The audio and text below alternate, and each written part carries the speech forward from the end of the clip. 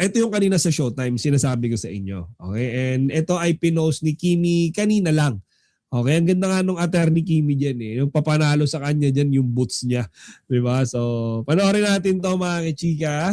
Okay? So, ayan. Kasi ano yung hindi mo pwedeng hindi mahalin sa... Ayan ah. Sabi ni Darren, okay? Bestie, sino yung hindi mo pwedeng hindi mahalin? Okay? So to further explain or simplify that, sino yung mamahalin mo? Yun lang yun eh. Sino yung hindi pwedeng hindi mo mahalin? Okay? So pinahirapan pa ni Darren, pero ang ibig sabihin nun, sino yung mamahalin mo? Okay?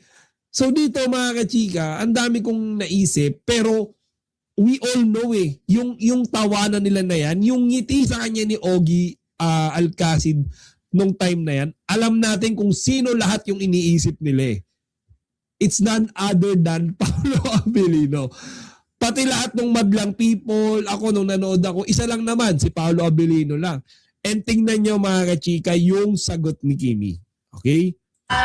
Ano ba yun? Sa ano? Bestie. Sa tour. Wala naman Tingnan nyo ha, sabi ni Karil, okay, sa tour, sa Kim Pao Love World Tour. Diba? Love Kim Pao World Tour. Sino yung sagot ni Kimi? ako sinabi pangalan. Gusto nyo talaga malaman. Ayan na, gusto nyo talaga malaman. DTT, gusto nyo talaga malaman. Ayan, joke lang. So, ito. Sa takdang pa.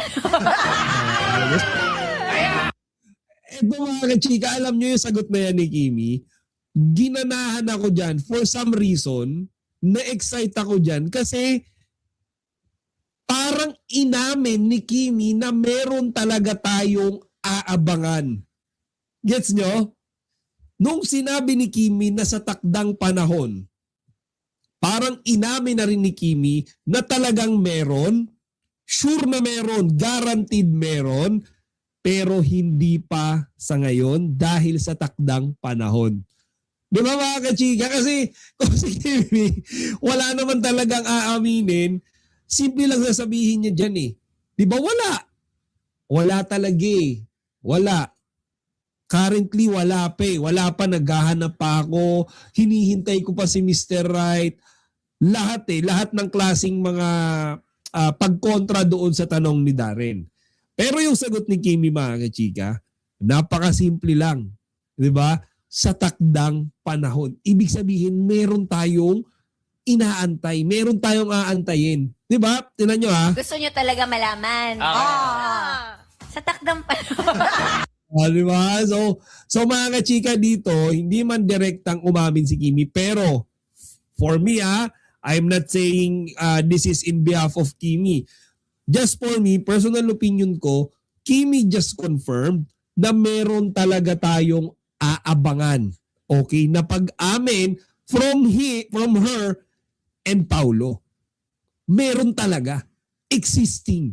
Hindi lang maamin sa ngayon, hindi lang ma-share sa atin sa ngayon, pero sa takdang panahon. Di ba? So, naisip ko nga mga kachike, hindi kaya napag-uusapan na rin nilang dalawa yan. Di ba? Nasa isip ko, baka nga sa Kimpa World Tour, merong pasabog. Di ba? Kailan kaya? Di ba? Kailan kaya? So, nung sinabi yan ni Kimi, kaya parang kinilabutan ako, ibig sabihin, meron talaga. Sabihin, meron talaga tayong aabangan. Meron talaga tayong malalaman. Di ba? Meron talaga silang aaminin. Hindi lang maamin ngayon, pero sa takdang panahon. Di ba? So, ayan. Kaya nga hindi nawawala ng basher si Kim kahit sa Showtime. Oo nga eh.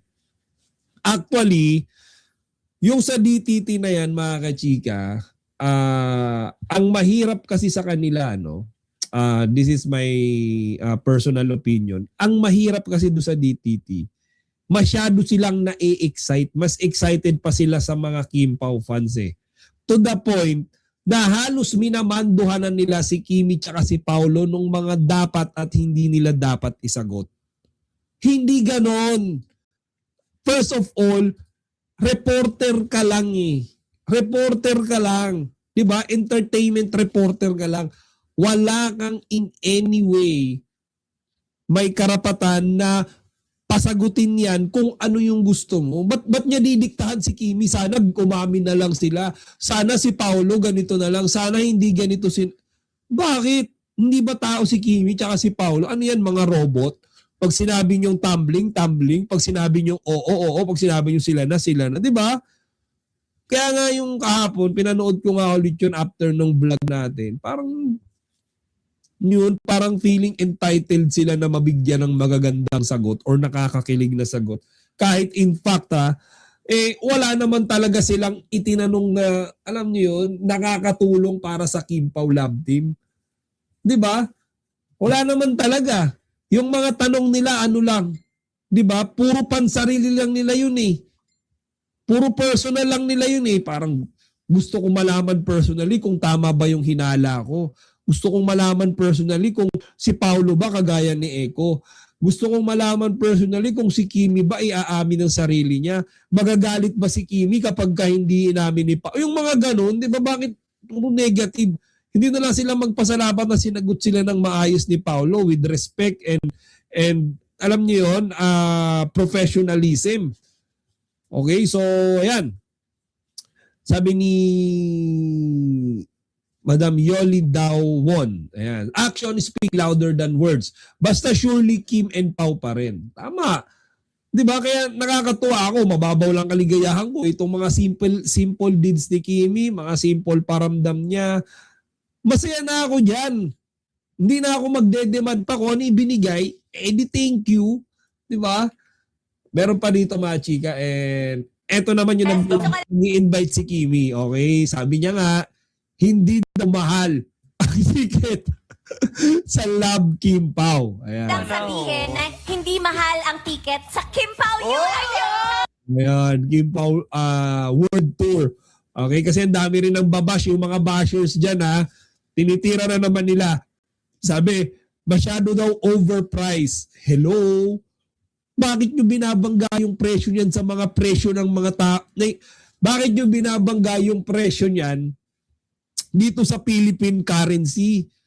Mga kachika, or dun sa mga bashers, first of all, sa abroad gagawin yan. Okay? Yung dito, napakalaking amount, syempre sa abroad, ibang currency yan. Okay? Iba yung doon iba yung economy doon. 'Di ba? Iba yung currency nila versus peso. So hindi mo pwedeng i-applyan na parang nasa Pinas ka dahil sa ibang bansa gagawin yan, sa US gagawin yan eh. Okay, so ayan yung mga bashers, hindi naman sila pupunta, hindi naman sila bibili, pero sinasabi nila sa mga social media, kesyo ang mahal, kesyo lalangawin, kesyo walang pupunta. Tao talaga no? Kahit anong gawin ng Kim Pao, mag-world tour, galit. Huwag magpakita sa social media, galit pa rin. Magpakita palagi, galit pa. Wala nang mapaglagyan di ba? Ang balitang Kim Chiu nagsalita na sa Showtime kung kailan sila aamin ni Paolo Avellino ay talagang ikinatuwa at ikinaintriga ng maraming fans. Si Kim Chiu bilang isa sa mga main host ng It's Showtime ay kilala sa pagiging prangka pero playful kapag tinutukso tungkol sa love life. At kapag nadadawit ang pangalan ni Paolo Avellino, lalo talagang umiingay ang studio at social media. Ano ang masasabi ko sa isyong ito? Kung totoo man na nagsalita siya tungkol sa kung kailan aamin, posible na pabirong sagot iyon para kiligin ng audience? Iwas direktang sagot para panatilihing pribado ang totoong estado? O kaya naman ay teaser lang para mas lalo pang umingay ang tambalan nila? Sa totoo lang, matagal nang sinusubaybayan ng fans ang chemistry nilang dalawa. Hindi maikakailan na may natural connection sila sa interviews man, sa projects o sa simpleng asaran lang. Bakit mainit ang usapin ng pag-aamin? Malakas ang fanbase. Maraming invested sa tambalan nila. May mga resibo moments, mga tiginan, gestures at suporta sa isa't isa. Tahimik pero consistent. Hindi sila showy kaya lalong nakaka-curious. Real talk lang. Sa industriya, hindi lahat kailangang i-announce agad. Minsan, mas pinipili ng mga celebrities na panatilihing pribado ang relasyon. Ayaw nilang ma-pressure ang isang bagay na nagsisimula pa lang. Mas gusto nilang hayaan ang actions ang magsalita kesa salita. At kung sakali mang dumating ang pag-aamin, mas magiging special iyon dahil kusa at hindi napipilitan. Dagdag na insight, napapansin ko na mas nagiging confident at blooming si Kim nitong mga nakaraang buwan. Ganon din si Paulo, mas open at mas relaxed sa mga interviews. Minsan, hindi mo kailangan ng confirmation para makita na may magandang samahan. Sa huli, mas mahalaga pa rin respeto sa personal nilang buhay, suporta sa projects nila, at pag-iiwas sa toxic speculation. Ikaw ba? Sa tingin mo ba na malapit na talaga silang umamin o mas gusto mo yung slow burn at mystery muna? Sa balitang ito, personally nakikita ko na ang interest ng publiko ay dahil sa natural na chemistry at dynamics ni Kim at Paulo, lalo na't pareho silang malalaki ang fanbase at matagal nang pinag-uusapan bilang possible couple o close friends. Bakit ganito ang reaksyon ng fans? Mahilig ang mga fans sa real-life love teams lalo na kung may hint ng connection sa real life. Kapag may sinabi si Kim, kahit slight o biro lang, agad itong nagiging usap-usapan dahil malakas ang impluensya niya sa showbiz. Si Paulo naman ay kilala bilang seryoso at classy sa mga relasyon, kaya kapag may personal reveal na lalabas, natural na curiosity ng mga tao. Ano ang pwedeng interpretasyon? May ilang posibilidad kung bakit naging malaking usapin ang pahayag na yon. Pabirong patama o tease? Minsan talaga sa mga showbiz, nawawalay na biro ang mga ganitong pahayag para pasiglahin ang eksena. Personal boundaries. Maaring hindi pa ready ang isang partido na i-share ang buong katotohanan tungkol sa relasyon nila. O kaya naman ay teaser lang para mas lalo pang umingay ang tambalan nila. Sa totoo lang, hindi pa sapat ang impormasyon para sabihing confirmed na may relationship announcement talaga. Maraming elemento ng showbiz ang pwedeng magpabuhat ng chismis, editing, banter sa show, creative phrasing at iba pa.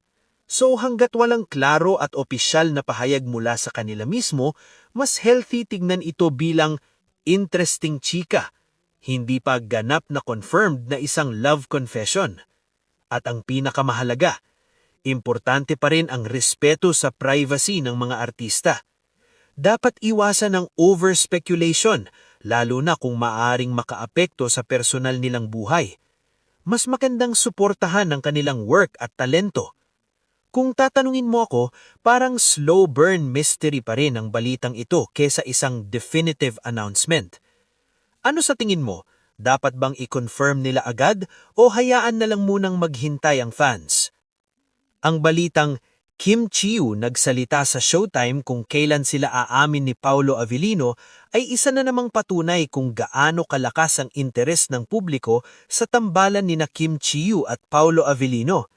Lalo pat nangyari naman ito sa It's Showtime, isang live noontime show kung saan natural, spontaneous at minsan pabiro ang mga sagutan.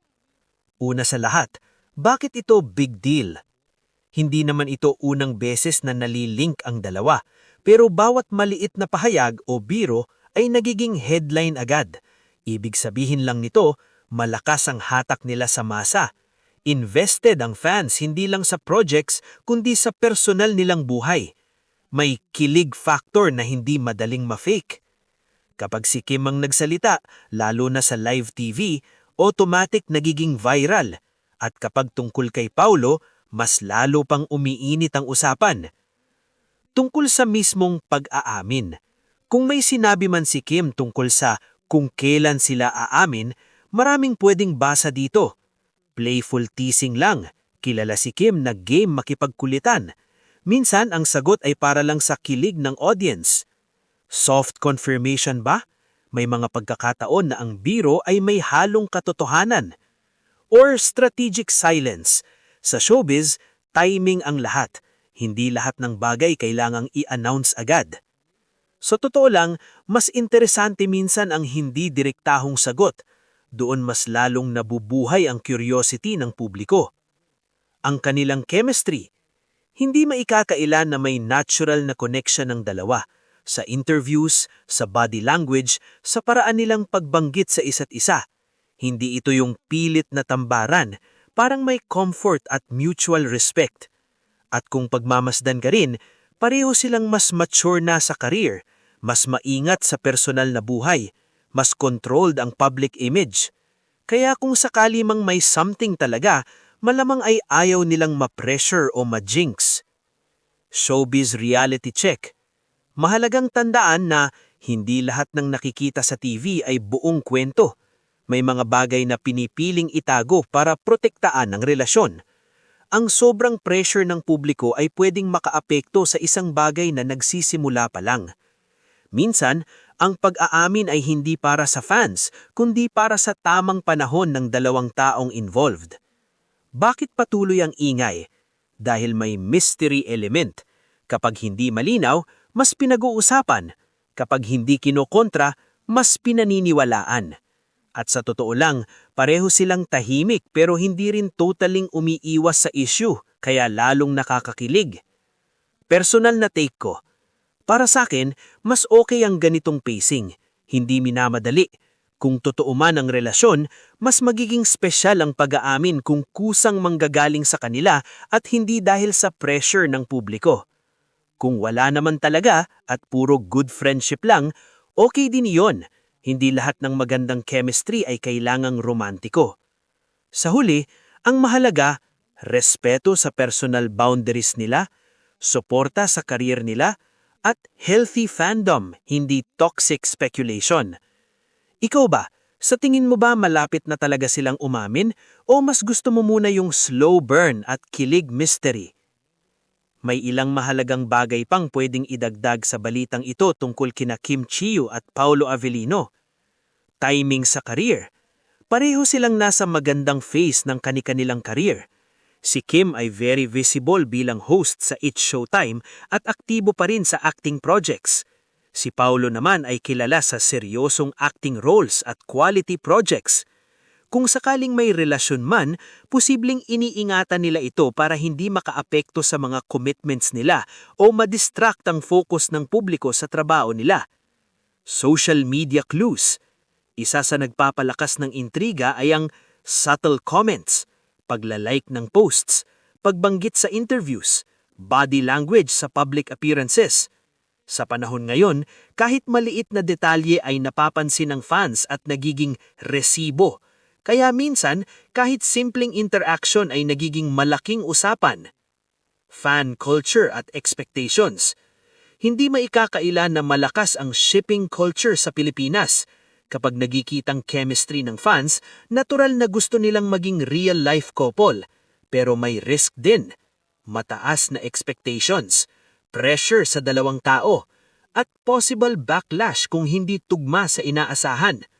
Kaya minsan, mas pinipili ng mga artista ang pagiging private para iwas stress. Emotional maturity. Napapansin ng marami na mas mature at mas composed ang aura nila ngayon kumpara sa mga nakaraan nilang love issues. Kung may namamatagin man, posibleng mas grounded ang approach nila. Mas hindi sila padalos-dalos. Mas pinipili nila ang tahimik kaysa enggrande. At sa totoo lang, minsan ang tahimik na relasyon ang mas tumatagal. Sa huli, ang pinakamagandang idagdag sa usaping ito ay mas mahalaga kung ano talaga ang totoo sa kanila kaysa sa kung ano ang gusto ng publiko. Ikaw ba, sa tingin mo ba may subtle confirmation na ba talaga o talagang playful teasing lang muna?